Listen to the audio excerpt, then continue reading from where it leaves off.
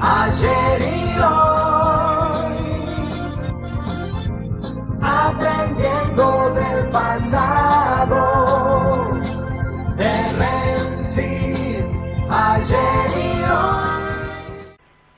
Cuando la Sociedad Universal dice ser cristiana y quiere establecer sus parámetros, la mayoría de los hombres y mujeres que profesan el cristianismo pierden de vista en qué momento Jesús fue llevado a la cruz. Y fue un episodio político, porque el Gran Sanedrín, es decir, la máxima autoridad de la fe judía, decidió que como ellos no creían que Jesús fuera el Mesías, lo intentaban clausurar porque era un revolucionario que venía a complicar lo que ellos predicaban. Y aquel episodio, absolutamente de decisión política y teológica, según la quieran mirar, fue uno de los ejemplos mayores de rebeldía frente a la justicia y frente a la injusticia. Es decir, en un momento cuando se discutía por lo mismo que se discute hoy, por el abuso en los impuestos, Jesús dice al César lo que es del César, refiriéndose a que las monedas tenían acuñada la cara del César, en pleno gobierno romano, en tierra de lo que hoy es Israel, o lo que es Palestina y ocupa una parte de Israel. Y frente a esto, los desarrollos posteriores de los años que nos llevan a 2019 veces llevado a la cruz por las distintas poblaciones universales que ya no están y los que estamos, nosotros tomamos una determinación absolutamente distinta del mensaje de Jesús. Transformamos la Nochebuena y la Navidad en un hecho gastronómico, en una cuestión de regalos, en una cuestión de reuniones familiares no sinceras, donde se juntan igual, aunque después estén separados todo el año. Y entonces aparece la hipocresía de aquellos que creen de verdad, de aquellos que actúan de verdad de acuerdo a su fe, o del otro que no tiene fe, pero que de pronto convive en una sociedad de fe. Y aquel que no tiene fe, en algún momento de su vida, se aferra a algo, cree.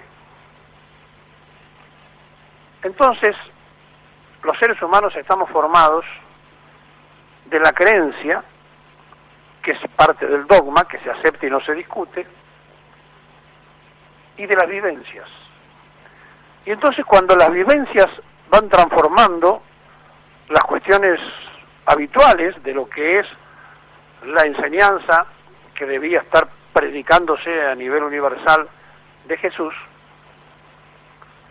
creemos compulsivamente que hay que salir a comprar regalos,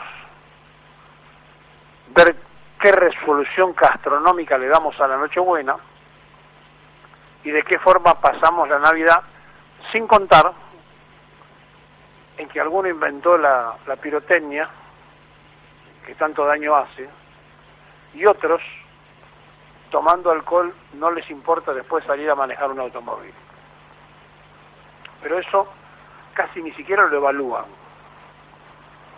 Che, juntémonos para la fiesta. Entonces parecería ser que hay un perdón generalizado de una sociedad que no es sincera.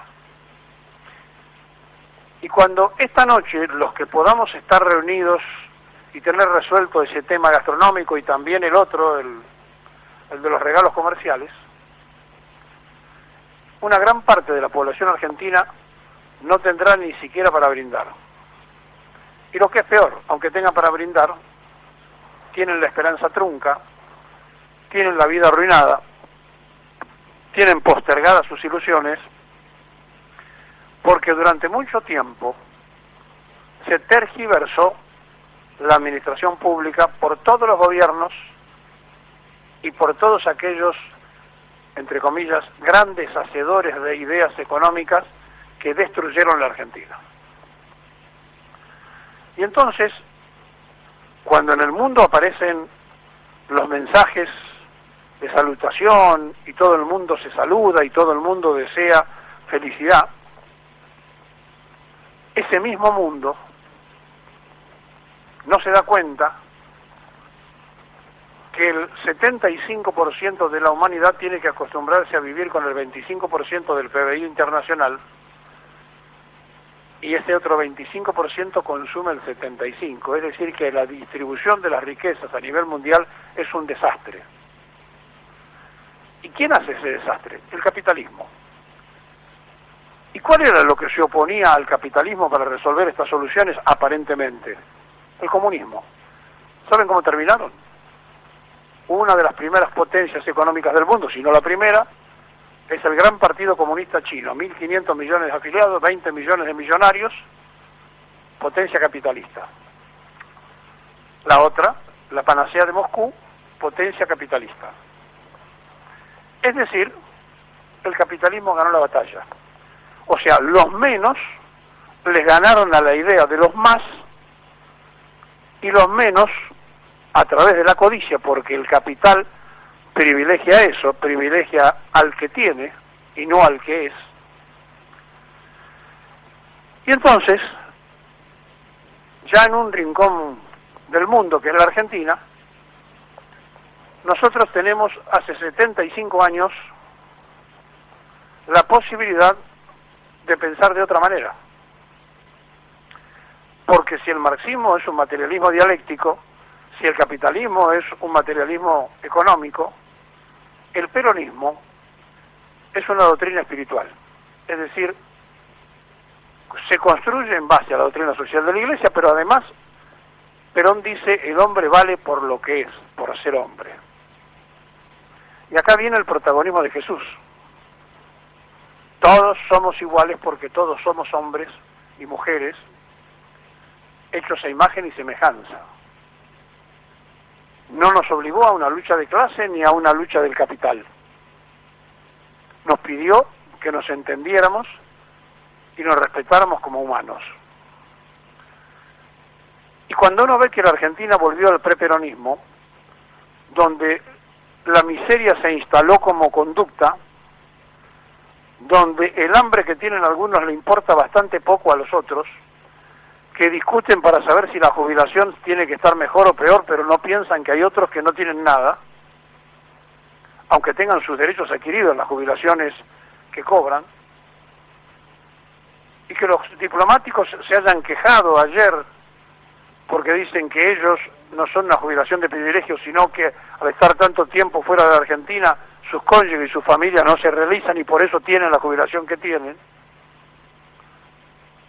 Y mientras todos se quejan porque tienen que poner algo para los que no tienen, la hipocresía gana la batalla, aunque ellos quieran, y tienen razón, de defender lo suyo, porque ¿saben qué pasa? Están en una sociedad capitalista. Entonces cada cual defiende el capital y no el ser humano. Por eso en esta Navidad,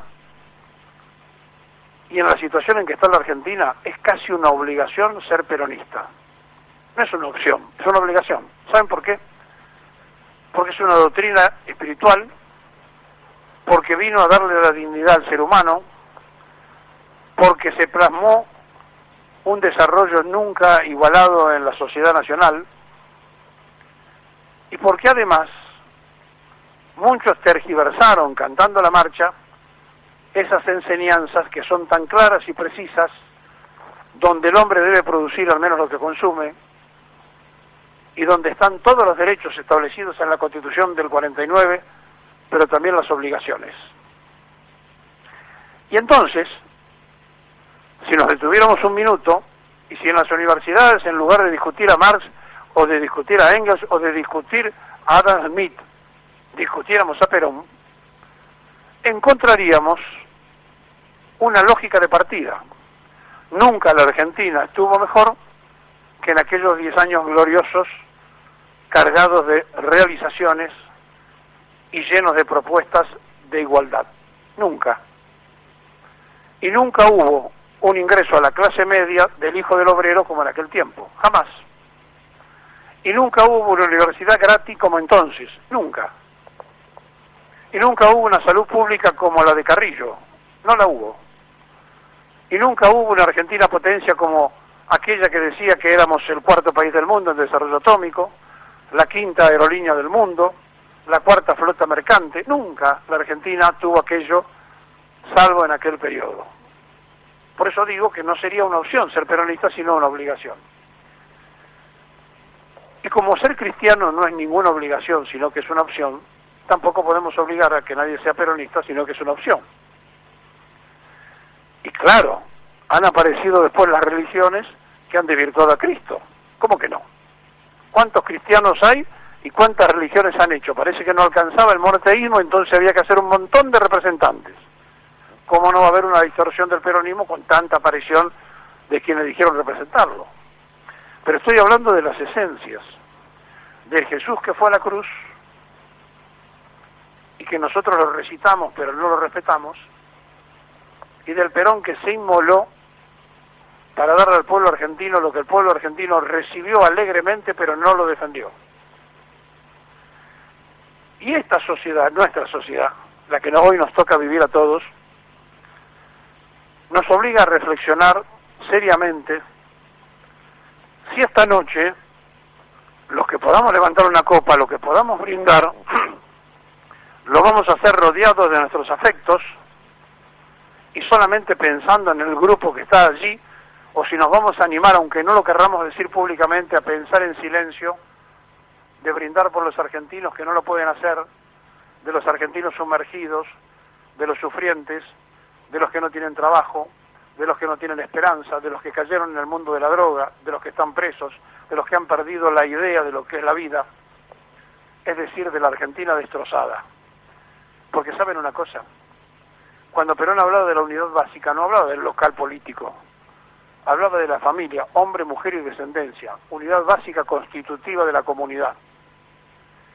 Esa unidad básica, esa sumatoria de familias forman el barrio, los barrios forman los municipios los departamentos las provincias la nación. Y entonces de lo micro se va a lo macro, pero como lo que gobierna en el mundo hoy es de lo macro a lo micro, nos han cambiado todas las reglas de juego y entonces creemos que el mundo argentino tiene que ser regido por una moneda que imprimen en Estados Unidos un grupo de banqueros ambiciosos. Y dolarizamos nuestra vida como si hubiera sido fundado por la primera Junta de Gobierno. Especificar la Argentina es casi como decir nacionalizar el país. Pero no sé si lo vamos a terminar de entender todos cuando se tomen las medidas que se están tomando para que la gente no se vuelque al dólar. No lo sé. Como tampoco sé cuántos de todos los que van a pasar la Nochebuena hoy levantando una copa se van a acordar de que no lo tiene nada. Por eso, nuestro brindis imaginario es hoy por aquellos que alguna vez fueron maltratados como aluvión zoológico, que Evita cariñosamente los llamó descamisados, que respectivamente le dijeron cabecitas negras, que hoy le dicen choripaneros, planeros, esa sociedad que expulsa a esa otra mitad de la Argentina que cada vez está peor. Creyendo, los que están bien, que si ellos resuelven sus problemas personales, una idea absolutamente capitalista, van a poder vivir bien, sin darse cuenta que si la mitad de la población está mal, esa mitad va a salir a la calle para sacarle al que está bien lo que tiene. Y también este mensaje es para las potencias del mundo. Cuando la distribución de la riqueza sigue siendo injusta, los pueblos suelen hacer tronar el escarmiento. La Nochebuena y la Navidad tienen que ser conjugadas como ese hecho político y teológico impactante. El Sanedrín lo condenó a Jesús porque quería cambiar las reglas del juego. quería que el pueblo tuviera fe porque había llegado el Mesías y ellos decían que no, y entonces dijeron que sea condenado junto con los delincuentes, con los maltratados y los mal vistos. Y cada clavo en la cruz, cada espina en su cuerpo, fue un aviso para los tiempos. De nosotros depende que la mitad de la Argentina no sufra los clavos de Jesús.